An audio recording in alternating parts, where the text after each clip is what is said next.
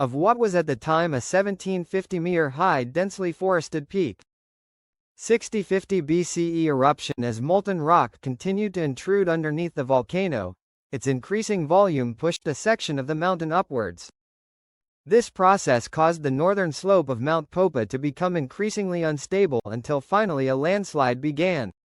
This landslide subsequently snowballed in size until suddenly the entire northern slope of the volcano was moving as an enormous debris avalanche at a speed of several hundred miles per hour. This landslide carved a horseshoe-shaped crater in the northern slope of the mountain, with, depending on the specific source, between 1.3 and 3 cubic kilometers of rock going on to reach sections of land as far away as 11.7 kilometers from the initial slope failure. Simultaneously, the magma which had been building in pressure and volatiles suddenly was no longer blocked by overlying rock, causing it to explode outwards in a manner similar to a Palean eruption. As a plume of ash shot upwards to a height of 15 kilometers, voluminous pyroclastic flows raced out of the collapse scar at a speed exceeding 150 kilometers per hour.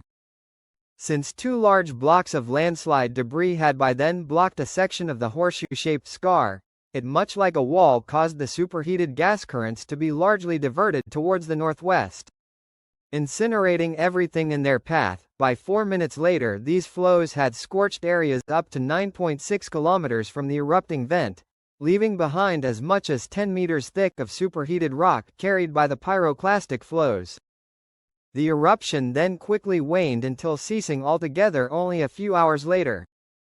In only 4 minutes, 100 million cubic meters of ash and pyroclastic flow deposits had been produced, completely devastating an area of 46.7 square kilometers. The eruption which occurred met the criteria for a volcanic explosivity index of a 4. 6050 BCE eruption VEI. If this eruption, instead of occurring 8,000 years ago, had struck last year, the death toll of such an event could have been upwards of 5,000 people. Although what I just described is the only known volcanic eruption to have occurred in the entirety of Myanmar in the last 10,000 years, there are unverified stories that suggest that Mount Popa may have produced a weak phreatic eruption in the mid-5th century BCE. But why exactly does this seemingly isolated volcano exist in the first place? The answer involves plate tectonics. Geologic setting: to the west of the country, the Indian tectonic plate is subducting underneath the Burma microplate. However, this subduction is occurring at a very slow rate due to the highly oblique angle it is occurring at. Most of this collision's motion transfers to the Burma microplate and creates strike-slip motion, while only a fraction of it causes the subducting slab to advance further, allowing for partial melting to occur.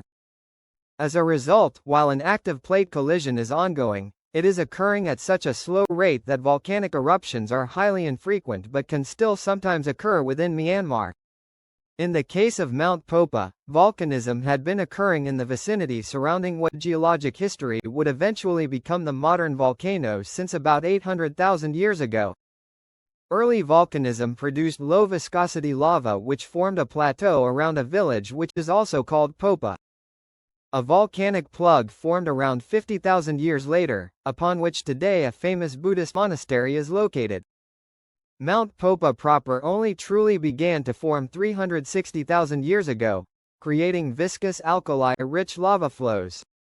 A modern central peak with a fairly symmetrical edifice had formed by around 250,000 years ago, while the majority of the modern volcano formed by around 220,000 years ago.